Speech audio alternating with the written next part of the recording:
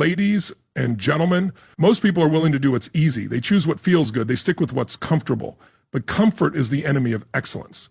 Comfort is where ambitions fade. Cemeteries are filled with unrealized potential. Dreams left behind because people didn't push through the discomfort of doing what they disliked but knew was necessary. Let's talk about the discipline of daily practice. Every morning you're faced with a choice. Do what you feel like doing or do what needs to be done. The person who chooses to act on what must be done, regardless of emotion, is the one who eventually builds the life they desire. But the one who only follows feelings will always be controlled by moods, emotions, and outside conditions. Think about the athlete training at 5 a.m.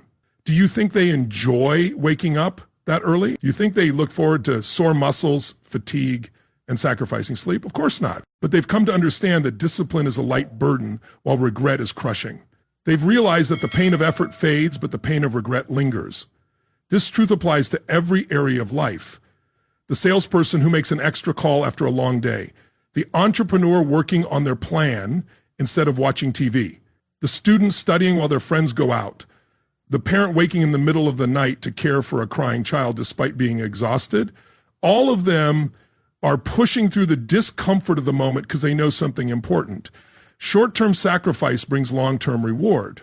But this is where many people get it wrong. They assume this is about misery or hardship. That's not the point.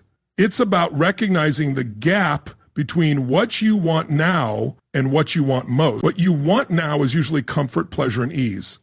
But what you want most takes discipline, patience, and yes, doing things you'd rather avoid. The wealthy didn't build wealth by spending everything they earned on instant gratification.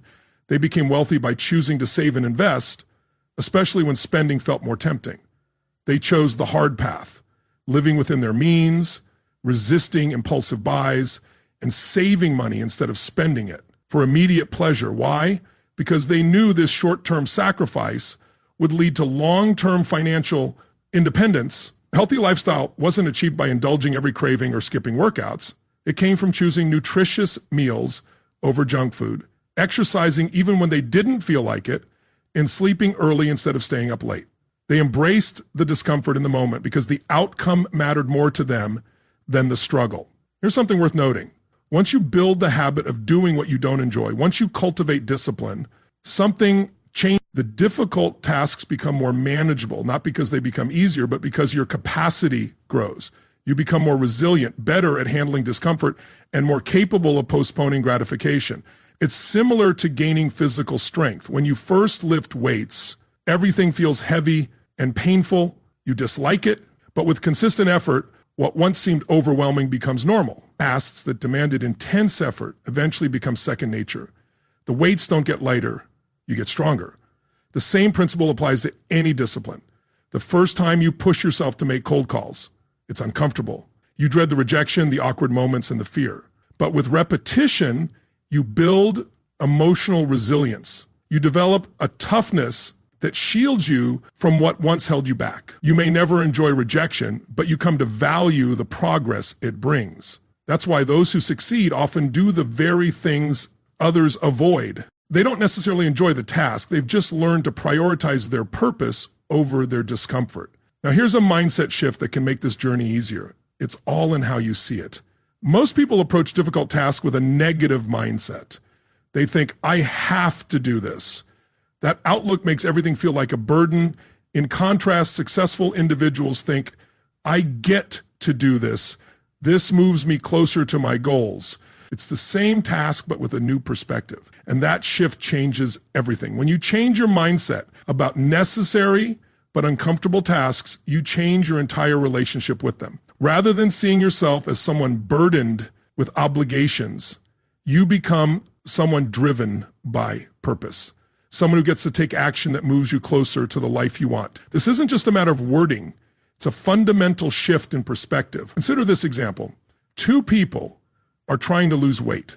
Both dislike exercising. The first says, I have to go to the gym. I hate this. This is awful. Why do I have to suffer like this? The second says, I get to go to the gym. I get to do something that will make me stronger, healthier, and more confident. I get to invest in my future self. Which of the two do you think is more likely to stay consistent with their workout routine? The activity is the same. The effort and discomfort are the same, but the way each person thinks about it is completely different. And that difference shapes the entire experience. Your mindset determines how you experience what you do. When you approach something you dislike with the perspective that it's an investment in your future, that it's a privilege to grow through challenge, the experience itself begins to change. This leads to another key idea, the power of future-focused thinking. Most people stay rooted in the present when it comes to comfort and stuck in the past when it comes to their dreams. And they want to feel good now while imagining their goals as distant possibilities. Maybe they'll get there someday if they're lucky. But successful people flip this dynamic. They live in the future. Their dreams aren't vague hopes. They're vivid, specific, and emotionally compelling.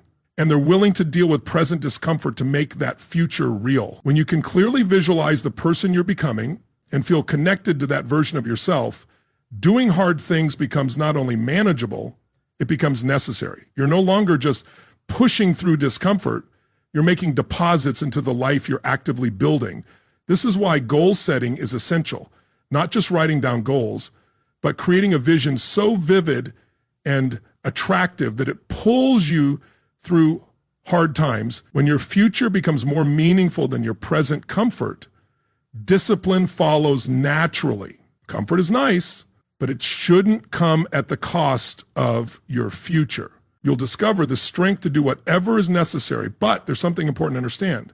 This isn't a one-time choice. It's a decision you must make daily. Every morning you're faced with the same question. Will you act based on what you feel like doing or based on what needs to be done? Will you take the easy route or will you walk the path that leads to your goals? This decision never disappears. Even the most accomplished individuals face this same choice every single day. The difference is they've trained themselves to make it quickly and without hesitation. They don't argue with themselves, they don't delay, and they don't offer excuses. They simply take action, regardless of how they feel. They've learned that motivation is helpful when it's there, but discipline is what you can rely on consistently. And here's the powerful outcome of regularly choosing to do the difficult things. You begin to build a deep, unshakable confidence, not the surface level kind that comes from easy wins, but the kind that's forged in effort and discomfort. When you know you can push through resistance, when you know you're capable of doing what's hard, even when it's inconvenient or painful, you develop a kind of fearlessness that's hard to match. This inner strength becomes the foundation for everything else in your life. So when new opportunities arise that require you to step outside your comfort zone, you don't freeze. And when challenges show up that stop others in their tracks, you keep moving. While others are complaining about how tough things are, you're making progress. You become the person others turn to for direction, for encouragement, for an example of what's possible. Now let's talk about why even the smallest choices matter. Each time you push yourself to do something difficult, something you'd rather avoid, you're making what I call a deposit into your discipline account. And just like with money, those deposits grow over time. The more often you make these deposits, the easier it becomes to make the next one. Your discipline strengthens. And as it grows, so does your capacity to handle bigger, more meaningful challenges. But here's the unfortunate part. Every time you avoid doing something you know is necessary just because it's hard or uncomfortable, you're not only passing up a growth opportunity, you're making a withdrawal from your discipline account. You're weakening your ability to handle challenges in the future. You're training yourself to become someone who quits when things get difficult. That's why even the smallest choices carry so much weight. When you hit the snooze button instead of getting up with your alarm, you're not just buying a few more minutes of sleep, you're reinforcing a habit of breaking your own promises. You're building a pattern of prioritizing short-term comfort over long-term commitment. When you skip a workout because you're not in the mood, you're not just missing a day of exercise, you're strengthening the part of yourself that gives up when faced with resistance. But when you make the opposite choice, when you get out of bed on time, even when you'd rather sleep in, you're reinforcing discipline. You're proving to yourself that your decisions aren't dictated by your mood. When you show up for your workout, even when motivation is low, you're not just training your body, you're strengthening your mind and emotions. You're building resilience, the kind that will carry you through much bigger challenges. This is why I often say, how you do anything is how you do everything. The habits you form in the small areas of life inevitably show up in the big ones. If you're consistent and disciplined in the little things, you'll bring that same strength to major decisions. But if you allow yourself to compromise in minor matters, you'll likely do the same when the stakes are high. Now, let's address a question that might be on your mind. Isn't this a formula for a miserable life? If I'm always doing things I dislike, when do I actually get to enjoy life? That's a valid concern. And here's the answer. When you consistently do what must be done, especially when it's hard, you earn the right to do what you truly want. The person who sticks to their workouts gets to enjoy the benefits of a strong, energetic body. The one who saves and invests consistently gets to enjoy financial peace and freedom. The person who handles their finances wisely gets to experience true financial freedom. The individual who invests consistently in their skills enjoys career growth and recognition. The one who nurtures relationships consistently gains deep, fulfilling connections. Temporary discomfort, the effort it takes to do things you don't enjoy, leads to lasting satisfaction from having what you truly desire. But most people flip this around. They seek lasting satisfaction without enduring any short-term discomfort. Unfortunately, that's just not how life works. Here's another way to think about it. You're going to pay a price, one way or another. You can pay the price of discipline or the price of regret. Discipline costs little, and you pay it up front. Regret is far heavier, and you pay it later when the opportunity is gone. The decision is always in your hands, but there's always a cost. Now let's go over some practical ways to help you follow through on the things you don't want to do. First, start small. Don't try to overhaul your entire life in a day. Choose just one task you've been avoiding, something you dislike but know you should do, and commit to doing it daily for the next month. It might be making those calls, exercising, studying, or tidying your space. Just begin with one. Second, tackle it first. Before checking emails, before scrolling through social media, before anything else, do the thing you've been avoiding. Your willpower is at its peak in the morning, and if you wait, you're more likely to find reasons to put it off. Third, tie the task to a larger purpose. Don't focus solely on what the task requires. Focus on what completing it means for your future. Ask yourself, how will this move me closer to my goals? How does it shape me into the person I want to become? When you link a difficult task to a meaningful outcome, it becomes far easier to take action. Fourth, track your progress. Count how many consecutive days you've completed the task you dislike. Acknowledge each win, no matter how small. Building discipline is much like building muscle. You need visible progress to stay motivated. Fifth, create accountability. Share your commitment with someone you trust and ask them to check in with you regularly. When you know someone else is keeping an eye on your progress, you're far more likely to stay on track. But here's the most powerful strategy of all. Change your identity. Instead of viewing yourself as someone who avoids hard things, begin to see yourself as someone who tackles challenges head on. Replace the thought, I'm not the type of person who works out, with I'm someone who takes care of my body. Replace I'm not good at sales with I'm becoming someone who adds value through my work.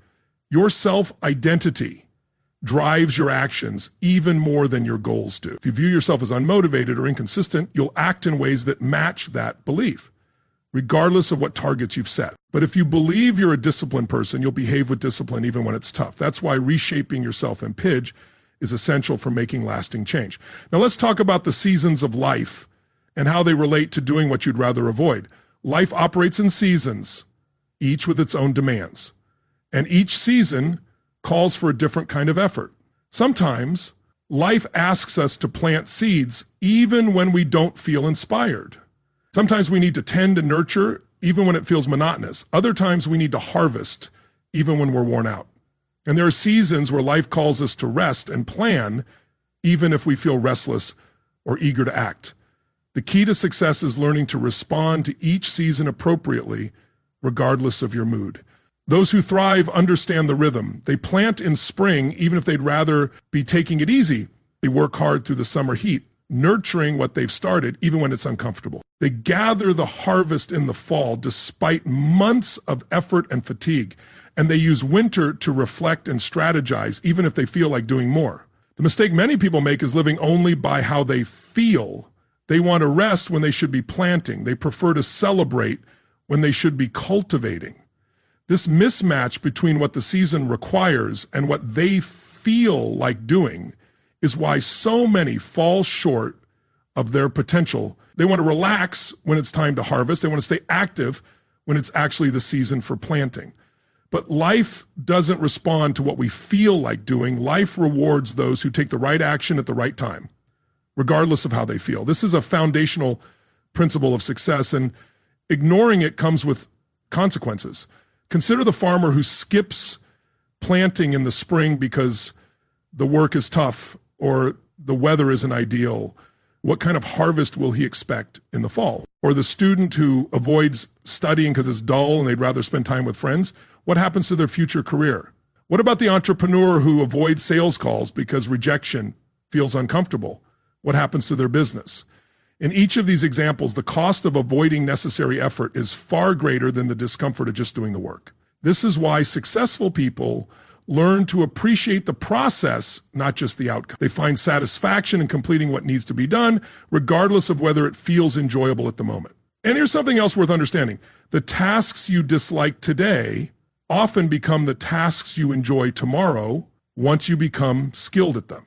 I've seen this transformation over and over again.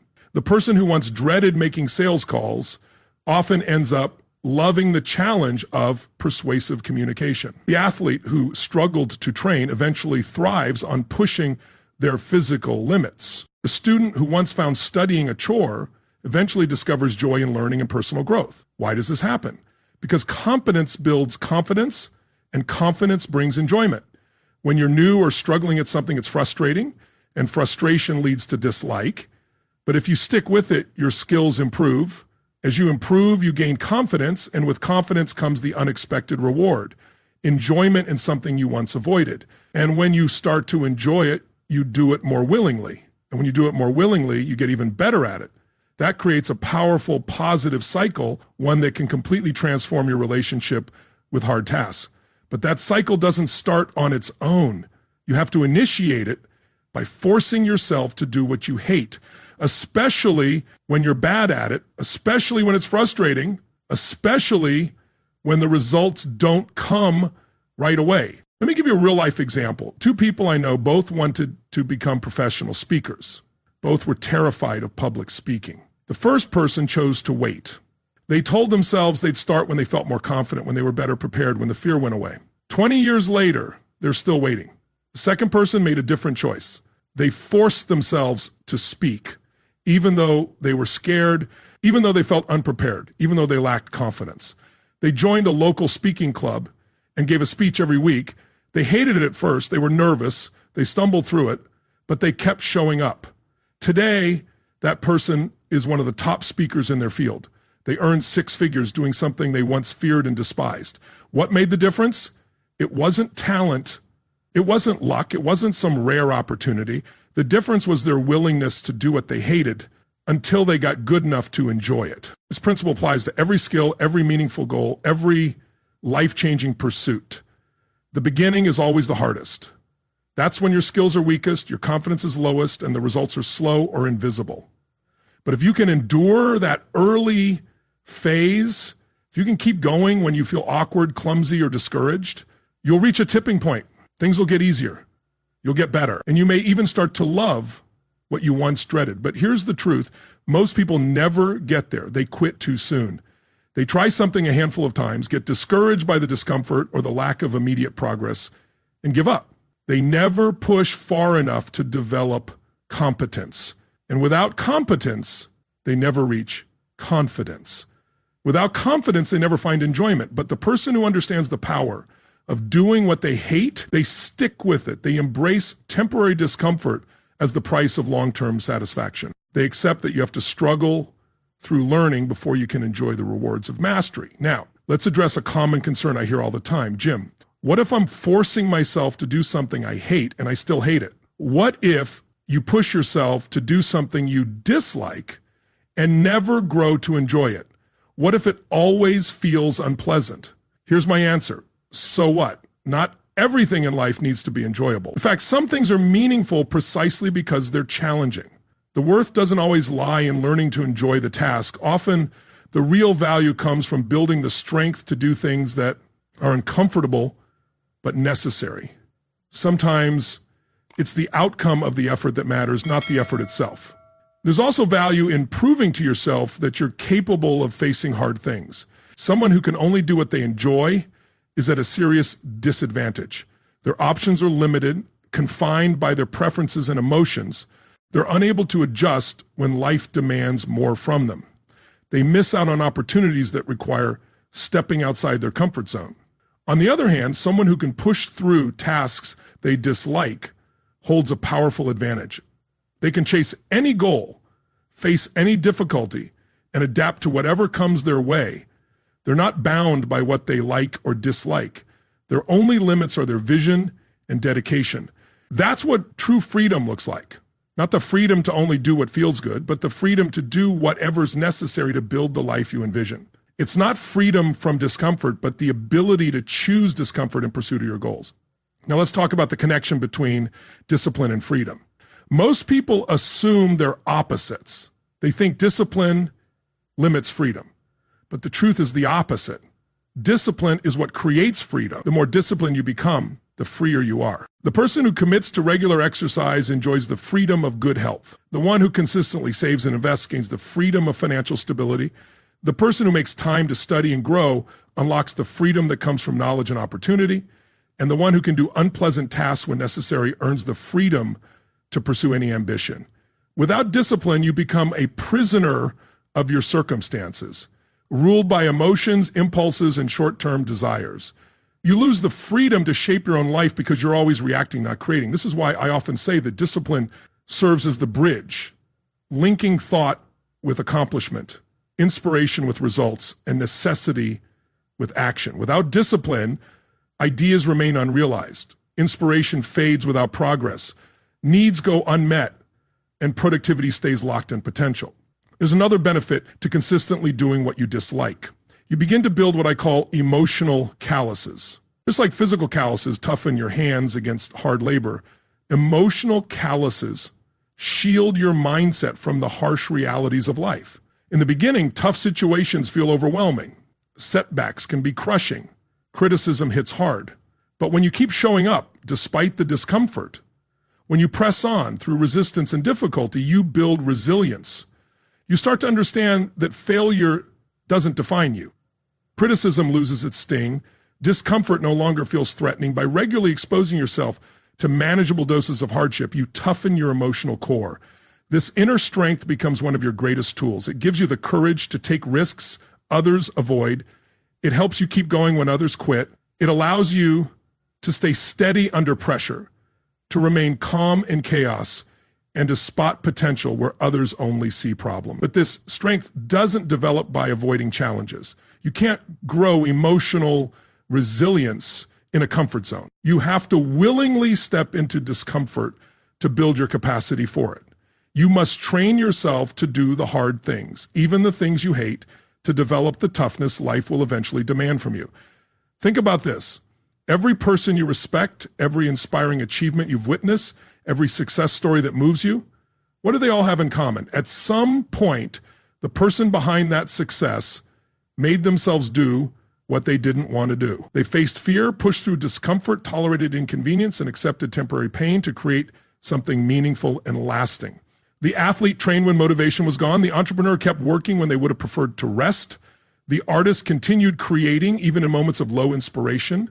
The leader made hard decisions even when avoiding conflict felt easier. The parents chose long-term benefits for their children over short-term comforts for themselves. These individuals didn't succeed because everything was smooth or effortless. They succeeded because they embraced what was difficult. They pushed themselves to do what they disliked in service of what truly mattered to them. And here's the powerful part. Once you begin to live this way, consistently doing what needs to be done regardless of how you feel, you start to attract new opportunities. People begin to recognize you as someone dependable. You're seen as someone who delivers, someone who takes action. You begin to be viewed as a leader. Others take notice when someone follows through consistently. They notice when someone shows up no matter the circumstances. They see the strength in those who overcome obstacles that stop most others. And they want to work with, follow, and learn from that kind of person. Your willingness to do what you dislike becomes a powerful magnet, not because the universe is handing out rewards for your struggle, but because you're developing traits that are genuinely valuable. You're becoming someone others can rely on. And reliability is one of the most respected and sought-earner qualities in any relationship, personal or professional. Now, let me share one of the most important distinctions you can learn. The difference between being interested and being committed. When you're interested in something, you do it only when it's easy or convenient. But when you're committed, you do it regardless of how you feel. Interest versus commitment. Most people are interested in success. They're interested in good health. They're interested in financial freedom. They're interested in strong relationships. But interest alone won't sustain you. It won't carry you through tough times. It won't support you when the motivation fades. It won't make you take action when the work is uncomfortable or unpleasant. Commitment is what makes the difference. When you're truly committed, there's no internal debate about whether or not to act. You don't negotiate with yourself. You don't wait to feel inspired or motivated. You simply do what's required regardless of your mood, your preferences, or your convenience. That's the level of commitment necessary for real achievement. It's the mindset that separates those who reach their goals from those who only talk about them. It's a type of commitment that can transform your entire life if you're willing to embrace it. But commitment has a cost. It demands that you give up the right to make excuses. It means letting go of the option to quit when things get hard. It means no longer doing only what feels easy or pleasant. It costs you the comfort that comes with staying average. Are you willing to pay that price? Most people aren't. Most want the rewards of commitment without accepting the cost. They want the results without the effort, the success without the process, the harvest without the planting, tending, and waiting. But life doesn't work that way. Life requires payment up front. You must put in the work before you enjoy the outcome. You must plant before you harvest. You must save before you can spend. You must learn before you can earn. You must push through what you dislike before you can enjoy what you love. This is not up for debate. This is not an exception. It's a universal principle, and it applies to everyone, no matter where they come from, what challenges they face, or where they're starting. The good news, this law rewards anyone who's willing to obey it. If you're willing to push yourself through discomfort, if you're willing to pay the price of discipline, if you're ready to trade short-term ease for long-term fulfillment, then there's no limit to what you can achieve. The question isn't if this works. The question is, will you? Will you do what's required when it's required, even when you don't feel like it? Will you choose the road of discipline over the path of regret? Will you force yourself to do what you hate in order to live a life you love? The choice is yours. The choice is always yours. But keep this in mind. Not making a decision is a decision in itself. Choosing to wait until you feel ready or motivated is really choosing to stay exactly where you are. Choosing to only act when it's easy is choosing to accept whatever life hands you instead of building the life you want. Time doesn't stop. Whether you act or not, the days will pass. A year from now, you'll still be 1 year older. The real question is,